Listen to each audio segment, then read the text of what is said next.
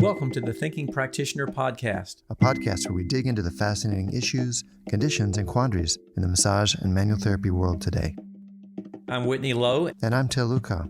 Welcome to the Thinking Practitioner. The Thinking Practitioner is proudly supported by ABMP, Associated Bodywork and Massage Professionals, the premier association for dedicated massage and bodywork practitioners like you. When you join ABMP, you're not just getting industry-leading liability insurance, you're gaining practical resources designed to support your career. From free top-tier continuing education and quick reference apps like Pocket Pathology and 5-Minute Muscles, ABMP equips you with the tools you need to succeed and grow your practice. And ABMP is committed to elevating the profession with expert voices, fresh perspectives, and invaluable insights through CE courses, the ABMP podcast, and Massage and Bodywork magazine, featuring industry leaders like my co-host Til and myself. Thinking Practitioner listeners like you can get exclusive savings on ABMP membership at abmp.com/thinking. So join the best and expect more from your professional association. Well, happy holidays. Good day, sir. How are you doing? Doing well, Whitney. Good to be here with you. I'm excited about our topic.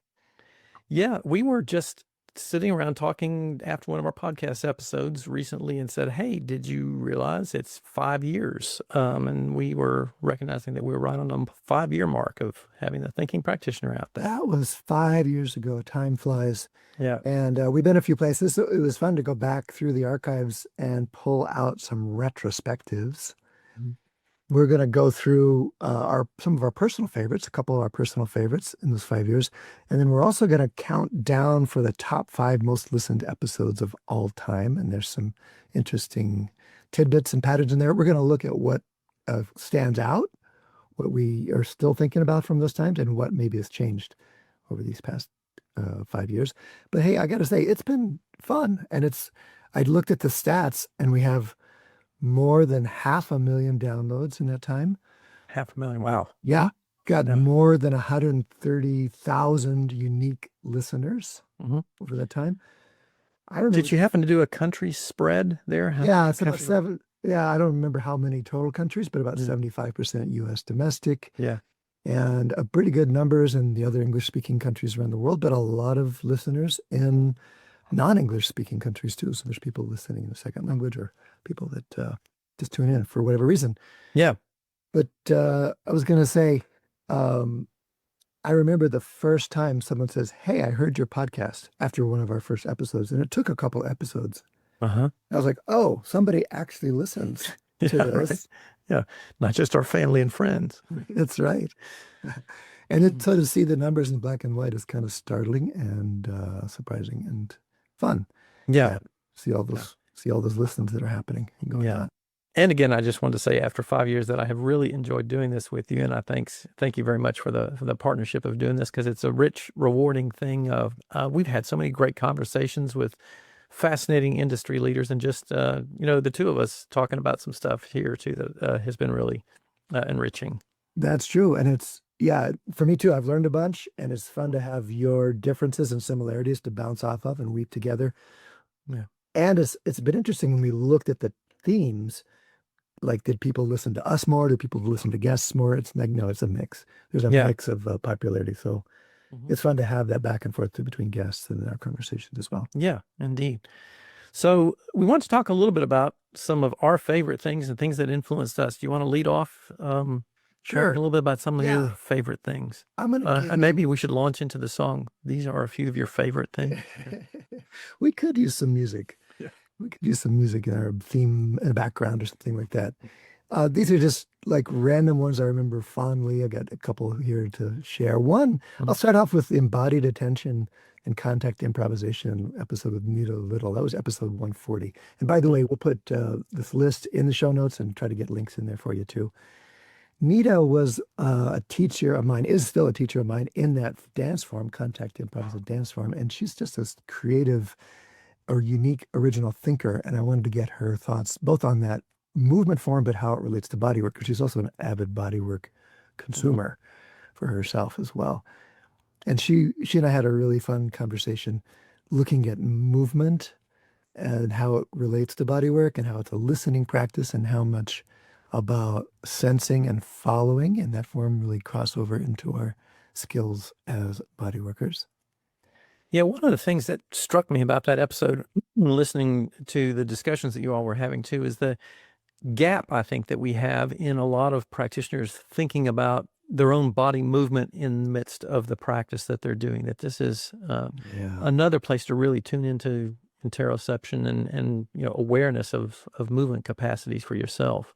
It's so true. I mean, we think about, most of us think about that and want it for our clients, and most of us have some sort of practice of feeling our own bodies as we work, but she really brought that to the fore because that's what that form, that movement form is about. She has a great phrase where she says, we're going to move at the speed of our attention.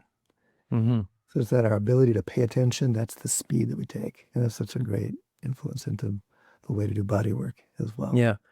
And I think it also, there's so many things in some of the discussions that you all had too of getting massage therapists and body workers and all kinds of people who are doing movement-oriented things to think in some of these bigger frameworks about movement as opposed to just our sort of narrow technique focus that a lot of us tend to get into sometimes. That's right. That's right. How about you? What was one of your favorites? Well, I went way back into the archives for this one, and this has been interesting. I was trying to think about this retrospective process of like, which of our discussions have really stuck with me as something that I learned and really gained a lot from. And our discussion with Mark Bishop back on episode 23, Do Expectations Shape Results? This is something I've ended up quoting in classes and training programs a lot since that time. Talking about, again, getting outside of just technique specifics, but how much the context and expectations impact the success of what we're doing with our treatments. And this goes all into the, thing about how you set up your treatment room, how you convey your skill sets, how you, present yourself to your clients. There's so many of these sort of characteristics that we don't tend to measure as often that can be absolutely crucially important in the success that we have with what our outcomes that we're trying to get with our clients. Yeah, he did a great job of articulating that. And I remember he was so gracious. This was early in our technical skills too, where I don't remember, did we record the whole episode or did we like take him half an hour to get on? I remember him being like incredibly patient just around our technical stuff. And then had a great interview with him. And you're right, those ideas continue to percolate, not just from him, but in the culture there about how expectations do have a big influence on the results we get. Yeah. So I think, it helped make me have he gave us a really good, strong research base from which to look at these things in terms of, how is this, what's being clear about this in terms of what does the research say about this whole idea of expectations. And there is actually good evidence to support a lot of these concepts. That's right. I appreciated that about his presentation at the pain conference, but then his conversation with us too. And the place, there are still gaps. There's still things we assume that we don't quite have evidence for.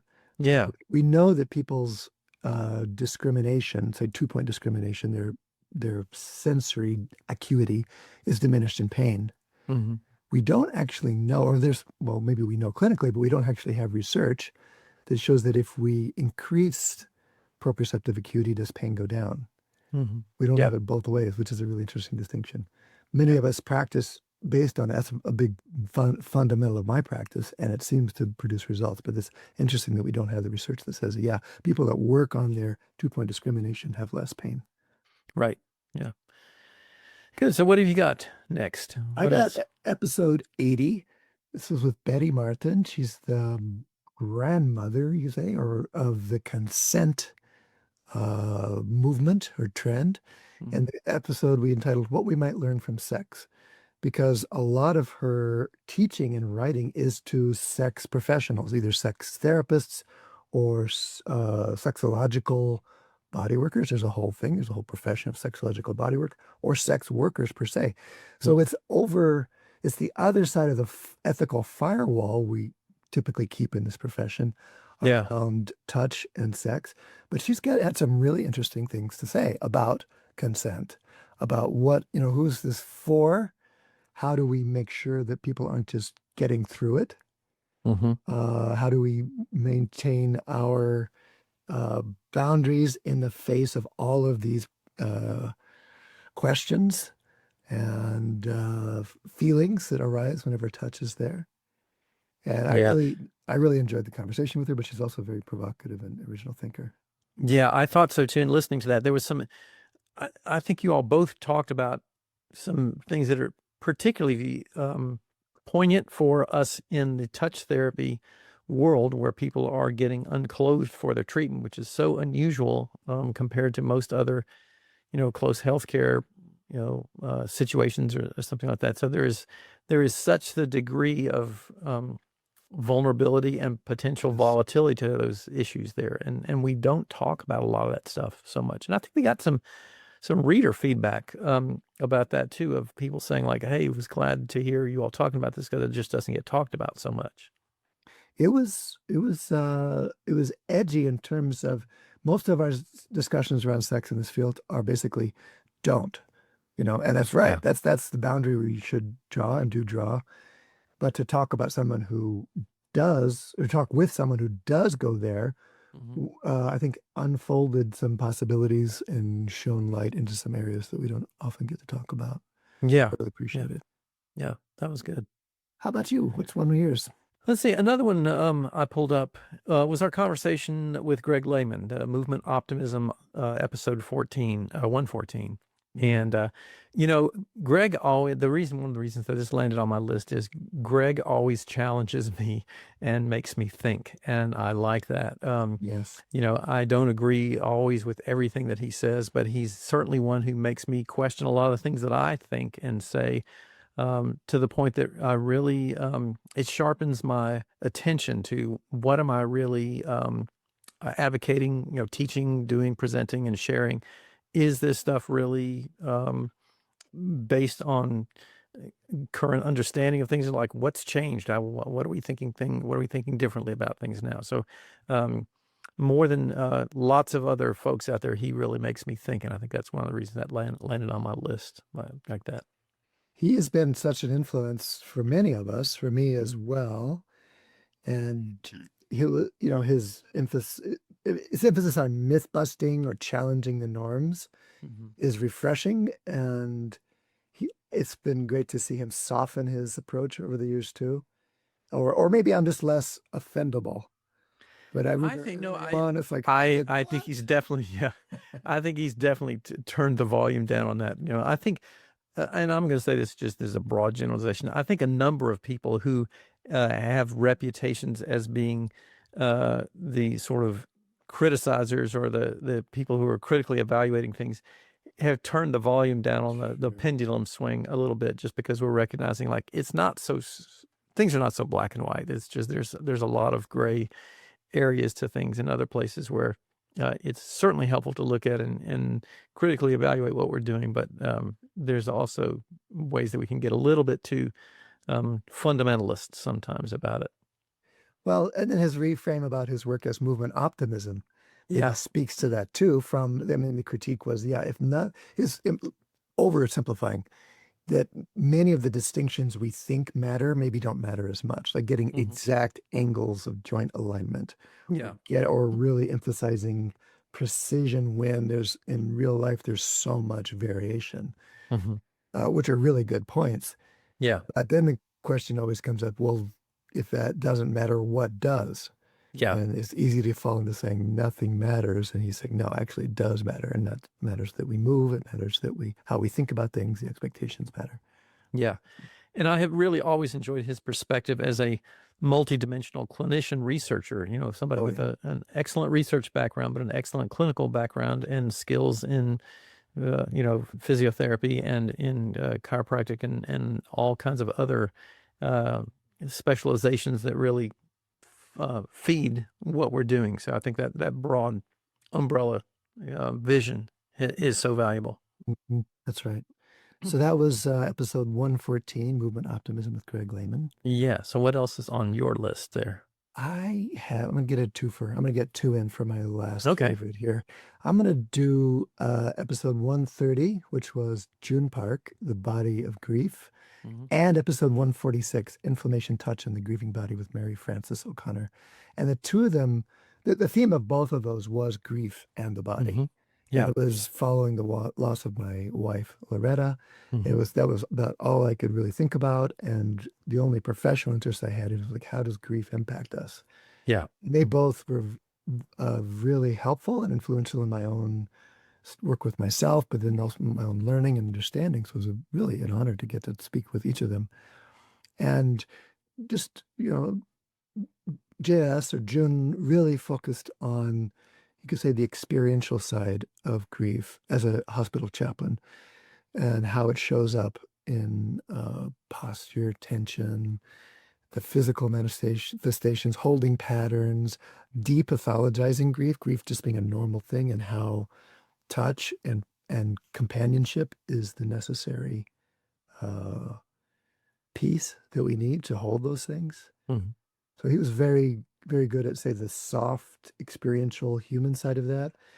While Mary Frances O'Connor also super attuned to the relationship piece and a serious research scientist who has published some of this seminal works on like heartbreak syndrome, broken hearted syndrome, which is a physiological thing that happens to people who are either dealing with some sort of strong grief, like being recently bereaved, and how much their risk of heart failure goes up Yeah. in that time afterwards.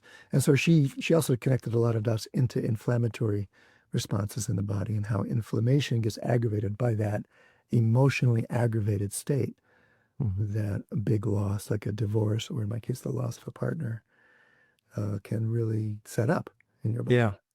Yeah. And I just want to acknowledge again the um, wonderful sort of openness and transparency that you offered to all of our listeners in sharing your path through that process, because I think it did really allow a lot of other people to both resonate with and learn from those experiences that you were working through, and sharing that vulnerability of where you were in the various different stages of that is um, a challenging process, but also I thought, really valuable for a lot of people to watch and learn from, and resonate with people who've had similar kinds of things happening for them as well. Thanks, Whitney. You Yeah. were very gracious. And the other part of that little set of session episodes was your invitation to come talk about it. Yeah. It's like, I don't know if I can really talk about anything but grief. And he says, okay, let's talk about it. Yeah. Uh-huh. And so I got to tell my story, and you just hung out with me on the episode. I don't have an episode number here, but it was one of the ones right before that. Yeah. Yeah. Somewhere. That meant a lot to me. Thank you. Yeah. And again, one of the reasons that I think we both have had a lot of great learning and growth processes come from this process of our discussions and everything. That's what it's designed to do. Mm. Yeah. You got one more personal favorite? So yeah, one last one on my list was our recent episode 135, the neuroscience of bodywork that we did with Mark Olson.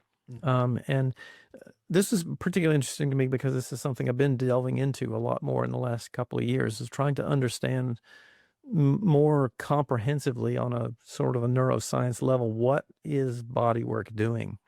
Because a lot of our sort of initial things that we were taught, increasing circulation, do all that kind of stuff, like some of that's not so accurate, at least now, but we know something happens all the time in that treatment room with people. There's a lot of things going on. And the more I have sort of dived into this, and the more I have learned, the more I think that a lot of it is really dealing with the entire nervous system in much more complex ways than we might have originally been, at least than I was originally taught. So I really appreciated Mark's digging into this from his neuroscience background as a PhD researcher in this particular area, and also a practitioner of making those connections between what we do with our hands, how we touch people, how we interact with them and engage with them, and what that does with our entire nervous system. So we can kind of get some better ideas about what we can do more effectively with folks.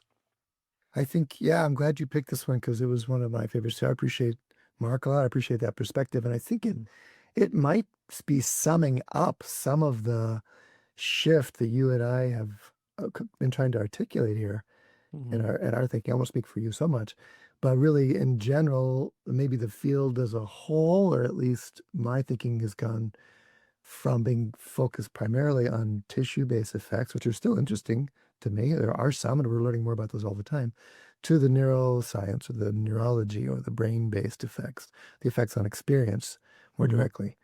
And that's the shift this 5 years shows to me too. That was certainly underway when we started 5 years ago. That was some of our interest. Yeah. But it's all of these ideas have percolated into the profession and into the field as a whole. And I think that our guest list really reflects that, and the ones that are popular as well. Yeah. So let's now dive into like what's been most popular with everyone else, the 130,000 or so listeners who have still hung around for a while after 5 years. Let's start with those, and let's do them in reverse order. Okay. We got the 5 most popular of all time episodes. And number 5 out of all 160 something episodes was the conversation with Peter Levine, Dr. Peter Levine, a trauma researcher. It was titled Trauma and Bodywork. It was episode 108. That one. And he really is a giant in that field of somatics, but trauma in particular, and somebody that I had a personal connection with in my early years as a learner and beginning practitioner, and he was quite influential on me there. So it was an honor to come speak with him here. He is in his 80s and still teaching and still offering his points of view. Yeah, magnificent. Yeah, and it's just so valuable, I think, to have that kind of, again, broader perspective from somebody of his stature who's been doing this work across so many different fields. And get some relevance and context for how that really plays out in our field as well. And he's very clear still about the scope, like how to stay within our scope as body workers. And he was a body worker himself. He trained as a Rolfer with that Rolf. So not only did he have some really interesting, to me, stories of our lineage and the roots of the trauma work in the Rolfing paradigm, but he is really clear about here's the real value the body workers offer and know how to offer. Yeah. Without trying to step into trauma psychology with therapists at all. Yeah. Excellent. And then next, I think we had episode 79, Hypermobile Ehlers-Danlos with Tina Wang. Yeah, that was fascinating, especially for me because I have Ehlers-Danlos in my family. So it was really interesting to hear some more of that deep perspective from her. And I don't know if you're experiencing this too, but like in my classes that I'm teaching these days, and I think that's just because there's some greater awareness coming around this, I'm hearing more and more from people wanting to know more about this topic and wanting to learn about it because they're having clients who seem to have more of these things going on. And I think it hasn't been recognized as much in the past, and now there's a lot more awareness around it. There's a lot more awareness, and it is one of those puzzles for body workers. I mean, that's why I got into inflammation 10 years ago. So it seemed to be one of those puzzles that body workers didn't know how to think about or work with, things that were inflamed.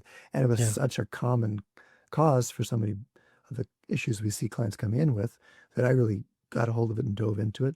And then it's been similar for me with the hypermobility question.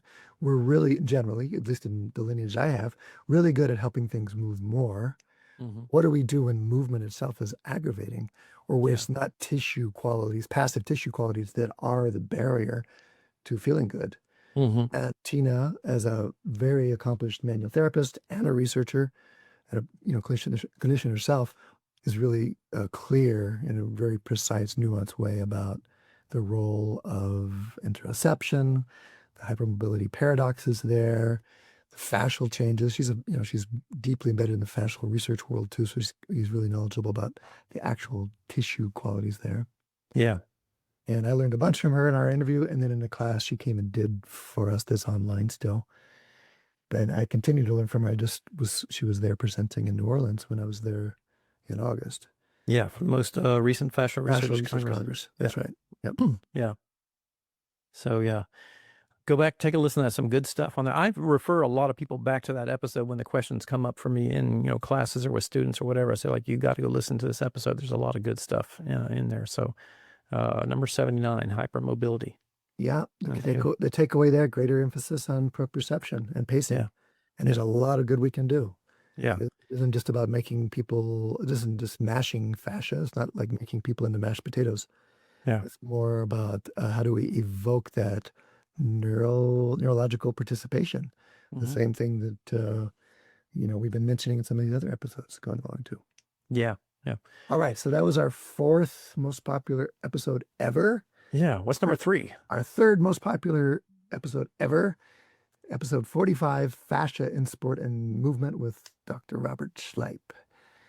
Yes. Dr. Schleip's episodes are always high on the download list because people love hearing from him and the wonderful things that whatever he's into at the moment. Yeah. For good reason. He's really articulate. He finds ways to weave in very current research understanding with pretty direct and interesting applications. He gives us little tidbits and ideas to think about. And that one in particular, which was a summary or a catch-up of a lot of his focus in the last few years, which has been on movement and sport applications, he really talked about the bounce, the elastic recoil, the whole idea that fascia changes through use and how using it with those principles in mind can really, in quotes, optimize or change the way our fascia responds. And then, of course, he also talked about the way that fascia interacts with sensation and our proprioceptive functions. It's not just a mechanical movement inhibitor. It's the matrix in which our sensory system lives. For the largest portion of our body sensation comes from neurological receptors that are embedded in fascia. So the fascia is a really direct contributor to that. Yeah. And I think it was in that episode too that he was talking a good bit too about the sort of clinical emphasis now really on working with enhancing the slide and glide in tissues more so than some of the more traditional narratives about pulling, stretching, or mechanically elongating fascial tissue. That was, or even fascia as a moldable clay-like substance. No, it's probably not. And then it's not even about stretching it. And so much of our language in traditional orthopedic approaches really says, okay, so if it's tight here, we stretch it long, or here's where it's short, let's open it up. Yeah. That's still the embedded narrative, but really the research has shown that it's more about sensation, it's more about the glide, it's more about the hydration, it's more about the ways the immune system, inflammatory reactions are colored and influence the tissue sliding. Yeah. There is elastic recoil being really important rather than a stretching change in passive length. So he's articulating those things for us and giving us practical movement implications for that too. Yeah. And I just want to highlight again, one of the things that I think this came out of one of his or some of his earlier research papers that were, I don't remember if it was maybe late 90s, early 2000s or whatever, that have been, and again, he's continued to sort of evolve on a lot of these concepts, but just for people to recognize that how absolutely richly innervated the fascial system is in terms of information that comes into the central nervous system, sensory information that comes in with just a tremendously large amount that's coming from those myofascial tissues. He talking to something like working on fascia, talking to the brain was the name of his paper in like the early 90s that really said, maybe we're doing more than just stretching passive tissue. Yeah. We're talking to the brain. And that's unfolded into many of these guests and these ideas we're talking about now. Yeah. So that was episode 45. He's been back a couple times, episode 150 being, I think, the most recent one, perhaps. Yeah, I think that's right. Yeah. I got to look at the number again, but yeah. So, and then next, the second one, number 2 on the list was 69, episode 69, the back pain, stiffness, and fascia with Stuart McGill. And I've gotten lots of, again, comments from students in classes and things like that, listening to that episode. We were saying like that it's really helped them shift and change some thinkings and learn some more about this. And always very invigorating to have conversations with Stu McGill. And I'm not always on the exactly same page on all things with nobody really. The same page on everything, but so many things really resonated, I think, in this episode of recognizing some key fundamental components about back pain that he's really demonstrated how important detailed analysis of this can be and could ideally be in an ideal clinical kind of situation. He's another giant in the Yeah. field, and that just having his name in the episode probably accounted for its popularity because he's been so enormously influential. And Yeah. I enjoy talking to him a lot. He's very personable. He's very generous with his knowledge. He's unapologetic about hmm holding down the biomechanical point of view. He's Yeah. like, it's about stiffness. It's not about just the way you think about it. And Mhm. he'll say, I'm not going to like deceive my clients into giving them some sort of reassurance just because it makes them feel better. People want the truth. So he's putting us, drawing a line in the sand, saying, no, I'm going to stand for the biomechanics. Yeah. And some of the key elements in there are the stiffness of the tissue. For massage therapists, that's kind of a radical counterintuitive thought to think that Mhm. stiffness is important in back pain, not just pliability. But he makes some good cases for that. And he's also a fan of manual therapy. So Yeah. he's not saying, no, don't make things relaxed. He's saying, tune the stiffness and mobility balance in the body. Yeah. I think one of the most significant takeaways for me from this, and he said this in numerous other podcast episodes as well, was his emphasis on saying that he doesn't really buy into the concept of non-specific low back pain. Uh-huh. That he said most of the time that's because evaluations weren't comprehensive and thorough. And I'll have to just say, like, I don't necessarily agree with that because I do think there is non-specific back pain under certain circumstances that's really not mechanical in origin. But that concept in general is something that I do strongly agree with because I've seen that over and over again, especially in the orthopedic world, where there are soft tissue disorders that are driven by mechanical principles that practitioners did not take enough time to evaluate comprehensively to recognize what was really going on. So, in addition to the back, I think that's for me been true in a lot of other places as well. But I kind of have to say, like, I do believe in non-specific low back pain because I think there are instances, I mean, if there are things that are, psychosocial factors or whatever that are predominantly driving some kind of pain problem, that's not a mechanical issue. And it's not going to be picked up by mechanical evaluations very well. I don't know if he would agree with this, but we could say he's a great spokesperson for a Newtonian view of back pain. That it's Yeah. a predictable clockwork type situation. And if we can't explain it, it's only because we haven't understood the clockworks well enough. We can get it down Yeah. to a predictability. Yeah. And then And there's I another think point that, of view that says, no, it's quantum, it's unexplainable, it's nonlinear, it's who knows, it's non-specific, and we just got to yeah. approach it that way. Yeah. But he's a good spokesperson for saying, no, let's get really precise, let's get Yeah. really methodical and make a difference. And I think he has demonstrated that for a lot of people that works. For a lot of people that works. And there are going to be some people that are not going to follow well into that model. And that just reminds us as clinicians that there's a lot of times a bigger picture out there that, might be outside our frame of looking at things. Yes, and his point's well taken. It's easy to sweep things under the non-specific rug. Yeah. So you say, if I don't understand it or it's not making a difference, then maybe it's a mystery or maybe it's unknown. And that's true, it is at that point, but he's saying, no, let's keep pulling things out from under the rug and understand them better. Yeah. Appreciate that a lot too. Yeah. Well, what landed in the number one spot? Number one most listened to episode in 5 years of broadcasting. It's actually episode 126, Fascia, a deep dive with Antonio Stecco. Mm-hmm. And Dr. Stecco, Antonio, is a researcher and a clinician. Along with his father and his sister, they do the fascial. I'm probably going to misquote it now. They have a fascial school. Blanking all of a sudden on their method. It's a very well known and influential method. Sorry, Antonio, but I'm not remembering right now. It's going to come to me. But their research, they not only innovated clinically, but they have done really detailed research into fascial properties, into fascial anatomy, and articulated some of the layering principles that have risen to the surface in all the discussions about fascia.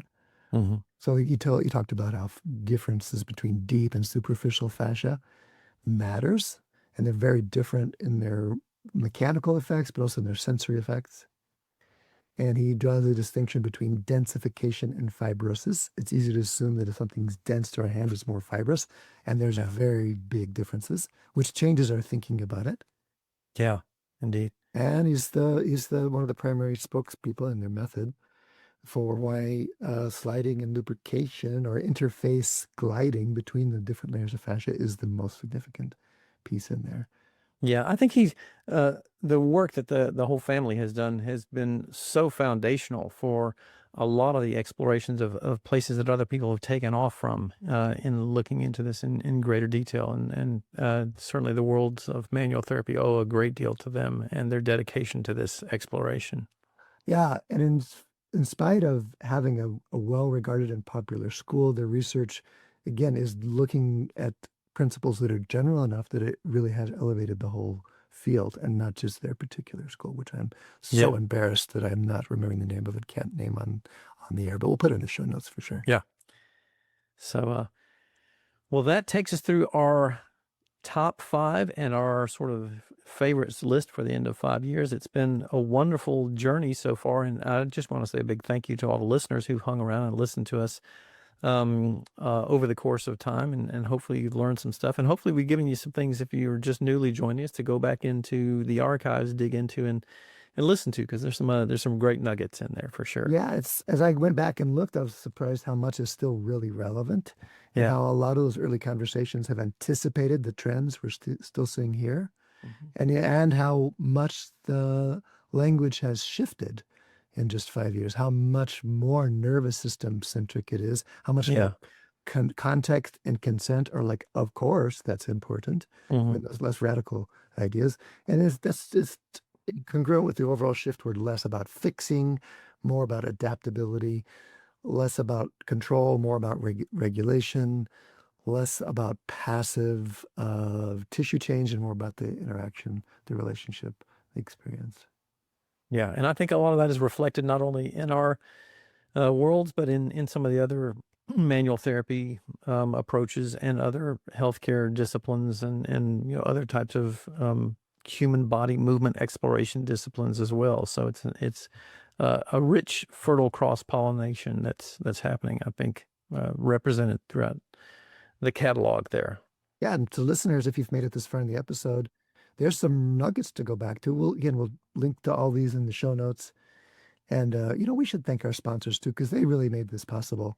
It's like, Yeah. you and I are just doing this because we love it, but there's expenses involved. And the sponsors over the years, and some have stuck with us from the beginning, have really made that possible for us. Yeah, absolutely. And so while we're speaking of them, why don't we just say, for example, that Books of Discovery has been a part of the massage therapy and bodywork world for over 25 years, and nearly 3,000 schools teach with their textbooks, e-textbooks, and digital resources. Books of Discovery likes to say that learning adventures start here, and they find that same spirit here on the Thinking Practitioner podcast, and are proud to support our work, knowing that we share the mission of bringing the massage and bodywork community thought-provoking and enlivening content that advances our profession. And instructors of manual therapy education programs can request complimentary copies of Books of Discovery's textbooks for review to use in your classrooms.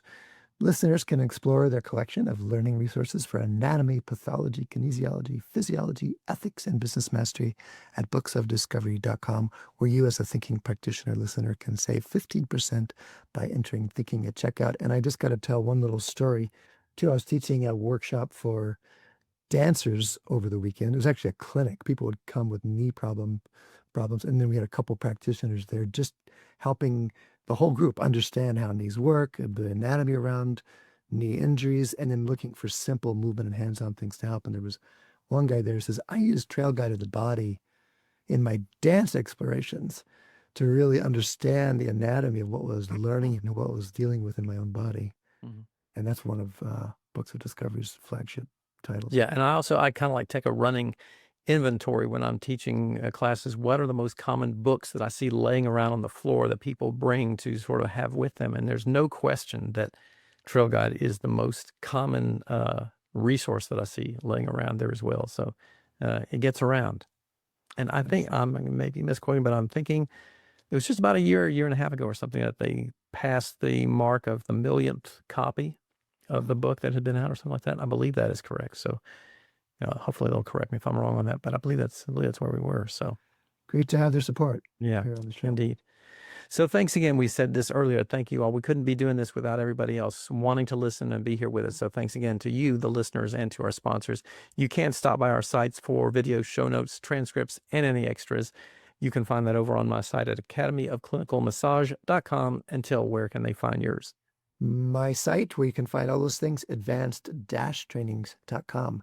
And we want to hear your ideas, listeners, or input about the show. We have some very interesting topics in mind for the coming year, and we want to hear which ones you would like to hear us talk about as well. That's always helpful. We get lots of people volunteering to be on the show. That's a little different. We want to hear what you listeners want to hear. And so just take a moment and send us an email at info@thethinkingpractitioner.com, or look for us on social media or YouTube. I am at Til Luchau. Just search for my name. You'll find us there. Whitney, where can people find you? And also on the socials over there under my name, Whitney Lowe. And again, we'd really appreciate it if you would take just a quick moment to rate us on Spotify or Apple Podcasts, as it does help other people find the show. So please just take a brief moment to do that. And thanks, as always, for sharing the word and telling a friend. And I hope everyone has a great holiday season, ending of the year, wrapping it up. And we will see you again in the next year for another exciting adventure for thinking practitioners. Thanks, Whitney. See you next year. Looking for the next 5. All right. That sounds good. Thank you.